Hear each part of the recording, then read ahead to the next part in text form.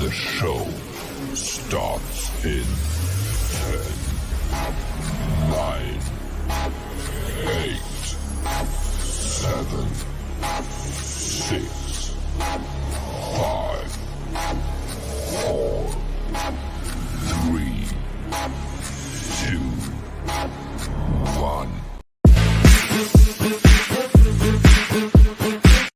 Ladies and gentlemen, welcome back to Invest in Yourself, the podcast series. I am, of course, your host with the most, Phil Better, the podcast mogul. And today I am happy to have a co-host of an amazing podcast called LAN Parties, a video game and esports podcast, Mr. Lukas Eggen. I got it right. Yes. Sorry. Lucas, how are you doing today? I am doing well. I'm honored to be on the show. Thank you for inviting me. I'm excited. Oh, it's a pleasure. We connected about about 2 years now. You've been doing your podcast, right? Yeah, a little over 2 years. Yeah, and we connected, and it was I loved what you're doing on like you're killing the game with your show, and I love that it's part of your day job as well, which is I'm jealous of you because I had to leave my day job to make this my full-time gig. But for my audience, let them get a quick introduction from you so that they know who I'm talking with. My name's Lucas. I am my official title is social media manager at the Las Vegas Review Journal, the newspaper down obviously in Las Vegas, Nevada. Also a podcaster for them, co-host and co-founder of LAN Parties with my co-host Ryan Smith, a super great and fun guy, and we've been doing that since 2020 and. We interview people in the gaming industry, from voice actors to developers and everything in between. And it's a weekly podcast that we've luckily been able to keep at it. So that's awesome. That you did you convince your bosses to start the podcast? I did. So in like mid 2019, I was just talking to my boss in a meeting, and the Review Journal actually has produced a number of podcasts, and so I was seeing that they were increasing the number of podcasts. And I would say the best and worst thing about me is when I start talking about something that I really feel passionately about, I'll just go, and sometimes I'll forget the situation of who I'm talking to. But then I just started talking about video games and podcasting and how I really believe that there was a market that we could tap into. And 10 minutes later, my boss was like, you know what? I really think that that's a good idea. He's like, what can I do to shut him up about this? Let's just give it to him. And if it fails, it fails. It's not the end of the world. Right. I really think that had to have been part of it. But after that talk, he I didn't hear anything about it for a couple of months, and he walked by my desk one day with Ryan, and he said, "You know what? I think you two would be good for that gaming podcast together." And I had not met Ryan before this, and Oh God. so luckily he's a really great guy, an even better friend, and really easy to get along with, and just brings all the energy in the world. But from there, it was just getting going, and we launched in January 2020. Nice. That's awesome. So you just celebrated 2 years a few months ago, crushing it in the world. You're doing awesome, getting amazing guests. Um, do you feel like this is an extension of your journalism? I do. So when we started this podcast, at least on my end, I had a really clear vision that we wanted to interview guests. We wanted to share their stories. And so as a journalist, at my heart, I'm a storyteller. And this just seemed like a fun way to share stories in an industry that I loved, and in a medium that I had loved listening to for years. That's awesome. So did you have any podcasting experience before starting LAN parties, or was LAN parties like popping your cherry? Um, I think like a lot of people, I had dabbled in it, with friends and all that, but this was like my first real effort at it. Okay. And like it just oh God, I just getting the guests that you've had some big names on your show. Like, how is the process of getting them on? Like, obviously, since you're connected to a newspaper, it must be a little easier than if you're an independent. But what is your process like? Yeah, so Have being with a newspaper definitely helps. I will never undersell that. The fact that we can pitch a guest and go, I'm with the Las Vegas Review Journal, frankly gives us more of a sense of legitimacy than if, Ryan and I had started from the ground up.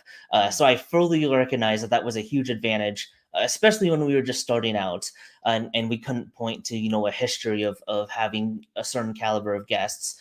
But from there, honestly, I just kind of judge it by who would I want to talk to? Like, who do I think would be cool to sit down at a restaurant or a bar or something and just talk to for an hour? And I just kind of go from there, and I hope that they're as good as I hope imagine them to be in my head. Uh, it's definitely a process. Some guests will book really quickly. Some guests have taken me close to 6 months to kind of get approvals and finalize timing that works for them, and so we're not stepping on any of NDAs from their side of things or anything like that. So just a lot of persistence. I've gotten really good at my pitch emails. Let me tell you, I've There you sent out so go. many of those. And then kind of really building on the success that we've had. Then we can say, hey, we've had A, B, and C on. Here's why we think you would be good for a show too. So then it kind of just has snowballed. I love that. It's following what a previous guest we had on, Travis Chappell, on one of my other show, actually on this the past season, said, and it's building your network. Like when you're pitching out, you need to have those people who are in the similar caliber or in the same Mhm. group as them, so that they're like, oh, so if you had Johnny on and Billy on, I know them, they're good people. Well, they seem to have, I'll reach out to them. Hey, did you have fun on LAN parties? Yeah, we had a great time. It's a little easier to get them booked because you have that authority and that connection already. Yeah, for sure. And the other thing I have learned is be really nice to booking agents and PR people because my goodness, they open so many doors to so many other guests that Yes. you don't know they represent. You just don't know. And so be really nice to PR people. So I want to go back when you first sat down with your co-host Ryan to Mhm. discuss what was the plan. Like, did you already envision what you wanted the podcast to be about, or was this, hey, it's going to be about video games, but we don't know about when, and then you and Ryan hashed it out? We had a base idea, and it definitely evolved, obviously. But we knew right away that we wanted to separate ourselves from every other gaming podcast.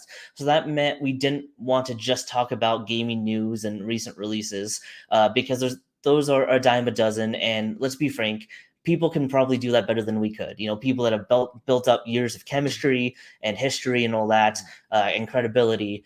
And so we saw bringing people in for interviews as our way to stand out. We didn't see a lot of gaming podcasts that focused on the creators rather than the game itself, and so that's the avenue that we always had in mind. I love that. And it's true. You defined your niche. Like you created your own niche, and that's why you've been so successful so far with your podcast. And it does help that you're part of a newspaper, so that you get a little more oomph for your marketing. But you defined your niche, which is something that's super important for podcasters. What has been some maybe hiccups or some stumbling blocks that you've encountered, but you were able to overcome, like stuff you didn't see foresee coming? Yeah, on because we started in January 2020, it felt like the moment I got used to our routine, obviously the pandemic hit. And Yep. so that kind of threw all that out the window.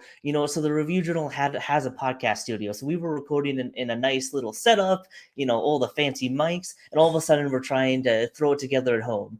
And Ryan is a streamer, so I think the transition was easier for him because he had cameras and mics and all that set up. I am not a streamer, so on my end it was like, okay, what do I need? How do I make it work? And let's just figure this out on the fly. So that was definitely uh, a unique challenge. Uh, it's also been, I would say, the downside, if there is a downside to trying to book guests almost every week, is uh, booking guests kind of has its peaks and valleys, in terms of, you'll you'll get 5 or 6 people to say yes in a week, and then sometimes it seems like people are busy or they can't right now, and then we're kind of scrambling to plan out weeks ahead. So that's always a challenge. And I think for me, the biggest challenge was just the editing side, just trying to get caught up on. So we take turns editing, so it doesn't fall on, too much on one of us. Okay. And the technical side of things just took me a while. I know that was just repetition and getting experience, but my goodness, that was hard and tedious at first. Oh yeah, editing podcasts, because that's the thing that I don't think many people realize when they come into podcasting is actually how much work there actually is. It's very easy to do a podcast and it's simple, but Hmm. it's a lot of hard work because when you don't know how to do your editing, right? It's going to take you 4 hours, like, or more than an hour, depending on how long your episode is. Then you have to Hmm. decide, do I take out all the ums and ahs and the likes and all those weird sounds? Do I leave it in, or how much editing do I actually do? So your process, like when you go to the edit your episode, like what's your process like? Yeah, so we will. I'll be trying to take mental notes. So since we're with the review journal, we can't. We don't cuss on our episodes, and so I'll be taking mental timestamps if we have a guest that starts to cuss a little bit, and know that I have to throw in the bleeps there. I generally think that I've gotten good at having a good idea of how our guest has sounded, flow wise. So I know that if they've said a lot of ums, if they cleared their throats a lot, if there's a lot of dead space there, I'll know to just be watching for that and kind of edit around it. But other than that, I'm listening to the interviews as I'm going.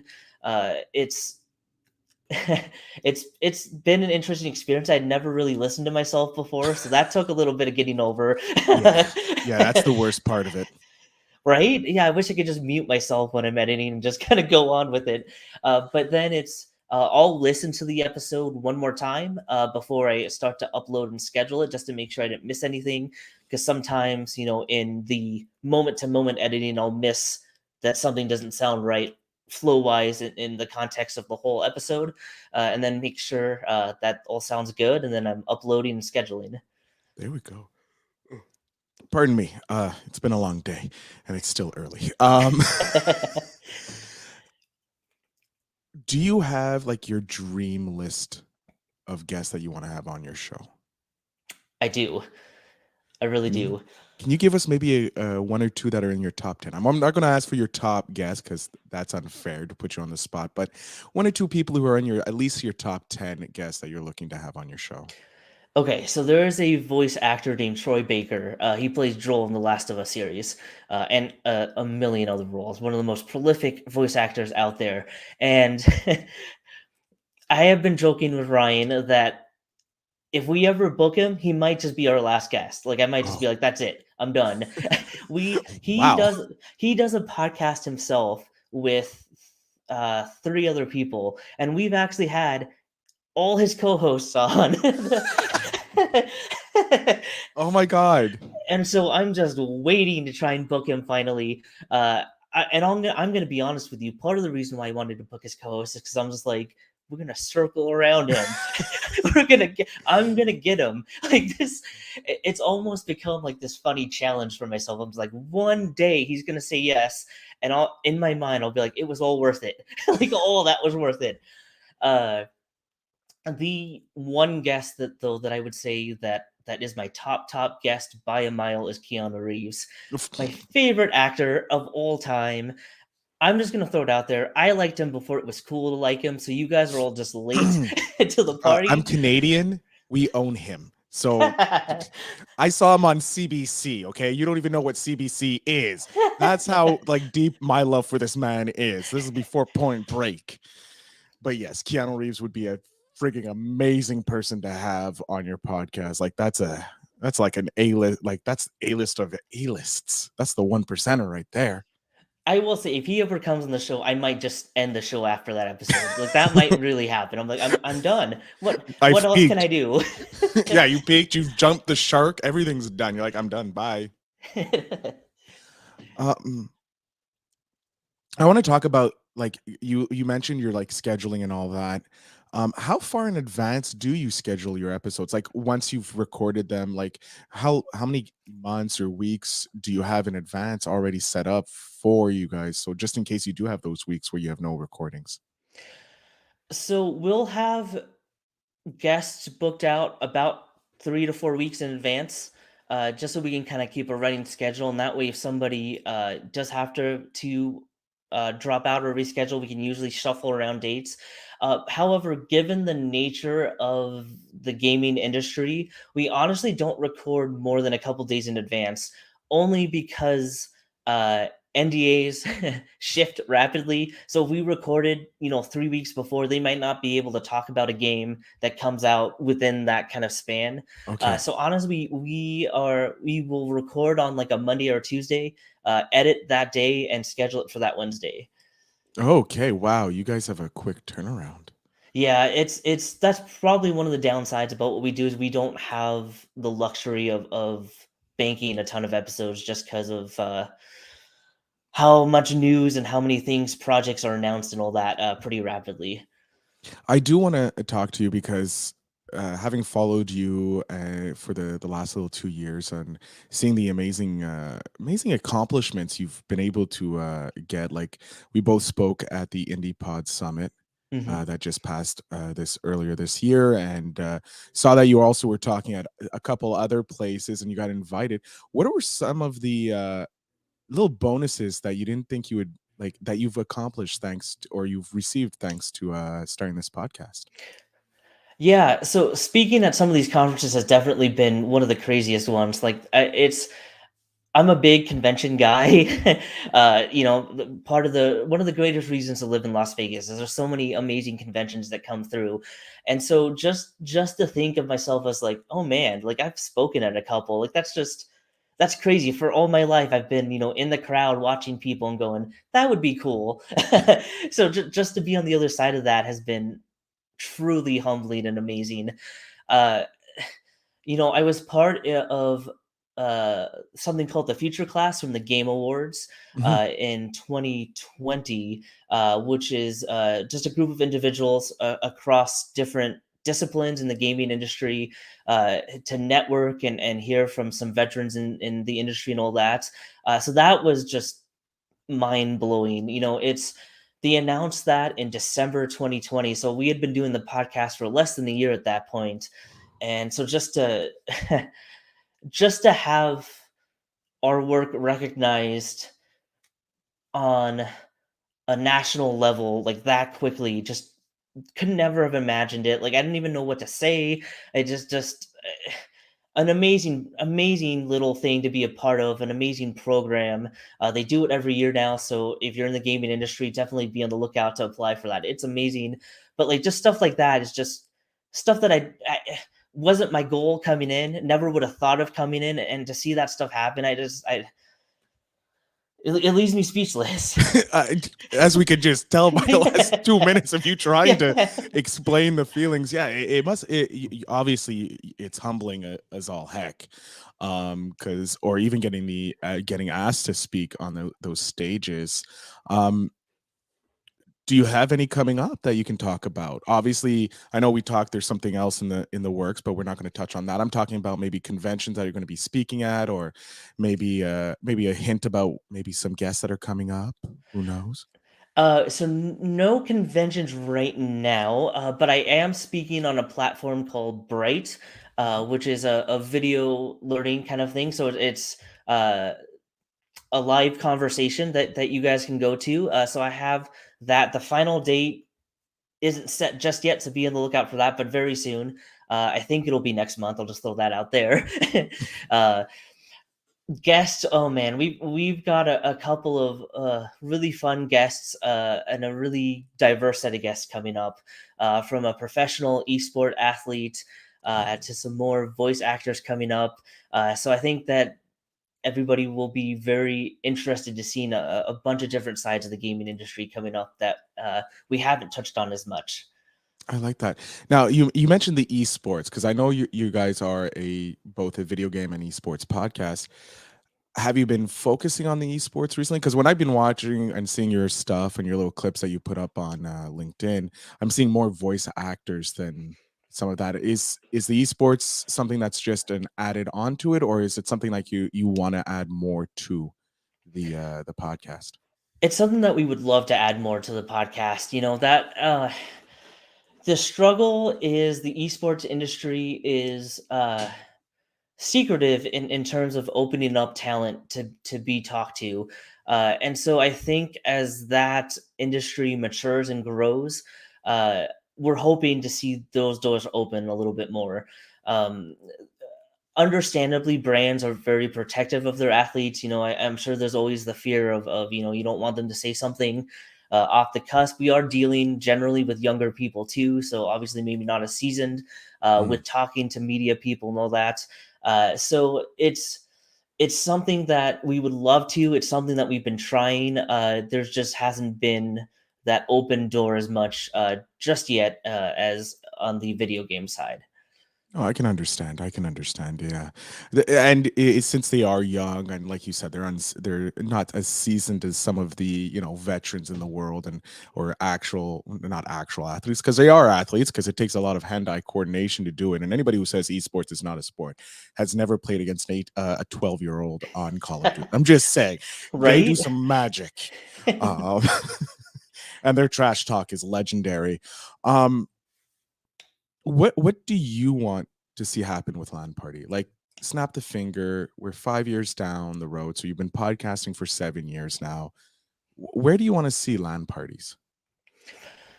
I would love to see LAN parties as one of the go-to sources for diverse storytellers to be able to come on. It's I would love to see, indie developers look to us as a platform that they can, get their game out there. And I want LAN parties to be known as the place where you can get deeper interviews. We're not just talking about the surface level, tell us about your game, that kind of stuff, but kind of dig into what got you into gaming. What challenges did you face? What would you tell yourself now? What can you share with people? I think that the way I put it to some people is the hope is that LAN parties entertains, inspires, and educates people. And so just for that to kind of fully come into its own and be uh, a voice for people, a voice for them to get their projects out, share their stories, and a place that they can trust and know that will ask some deep questions, but be fair and open and just be an open door to everybody. I love it. It's great. It's a great goal, and obviously you're already doing that, and you're going to continue to smash it, and more successes there. Um, I do want to ask because you mentioned that you listen to podcasts and that, and what are some of the go-to podcasts that you listen to? This American Life, I think, was the first podcast that really drew me in. Still love that show to this day. I am a true crime junkie. So, give me the serials of the world. Give me Anatomy of Murder, I think is really fun. If you're into true crime, let Yeah. me definitely preface that. Obviously, other gaming podcasts like Game Scoop, I think was my OG gaming podcast that I started with. Man, there's not enough time in the week for me to listen to all the podcasts I'd like to. Right? Jeez, like now that I work from home, like my commute is zero. It's from my bedroom to my chair. Like it's a 5-second commute. So listening to podcasts, it's a little harder. It does. It does. Like I will honestly have like a bi-weekly schedule where some one week I'll listen to a set of them and get caught up, and then next week I'm on to the other set. Just a constant rotation. You're like, I don't know. Um, yeah, it's been such a pleasure talking with you, Lucas. It's been I fun. Oh, it's great. But I do want to, before we jump into the end here, I have a question or actually a request. Could you possibly pass out some tips to beginner podcasters who are maybe in the journaling world or who are a journalist or in the gaming industry that want to start a podcast? Maybe one or two tips that you would have for them? Yeah, if you're trying to figure out what your niche is going to be, really think about the subject that you're passionate about and what you want to add to the conversation. It's great to be inspired by some of the podcasts that we love, but don't try to be carbon copies because the original is always better. So figure out what unique aspect you can contribute to that conversation. The other thing I would add in is we all think of podcasting as the recording part, but especially if you have guests, leave time to dedicate to booking guests and leave time to dedicate to editing and promoting. I don't think people think about that starting out, and it's a significant time commitment you have to make. So leave yourself way more time than you think to pushing your podcast. I love it. Great advice. Now, Lucas, I'm going to jump off the screen here. I'm going to let you have the full screen. Please let my audience know where they can follow you, where they can support LAN parties, and see how great you've been just in the past 2 years, so they can see where the next 5 years will go. So the floor, sir, is yours. Well, I appreciate that. You can find LAN parties on all major podcast platforms. You can also follow us on Twitter at LAN Parties Pod or at Smitty2447, which is my co-host Ryan's Twitter account, or at Lukas Eggen, which is my Twitter account. I'm also on Facebook and Instagram at the Lukas Eggen, and I promise you that was not out of an egotistical way. Just somebody took Lukas Eggen already, so whoever that is, darn you. But or you can follow us at reviewjournal.com/podcasts. I love it. And of course, everybody, my audience knows in the show notes, we'll have all the links to Lucas as well as LAN parties so that you guys can follow up on that. Lucas, again, I can't thank you enough for being an amazing guest. And I wish you all the continued success and a lot more speaking engagements for you on those stage so you can be less of a convention goer and more of a convention doer. I don't know if that's a thing, but I'm saying it is. I appreciate it. It's been an honor to be on, and continued success on your end. And let's do this again someday. Oh, for sure. You're coming back. I can't wait to hear all the great news you have. So, ladies and gentlemen, thank you to our guest, Lucas and LAN Parties. And remember to always invest in yourself.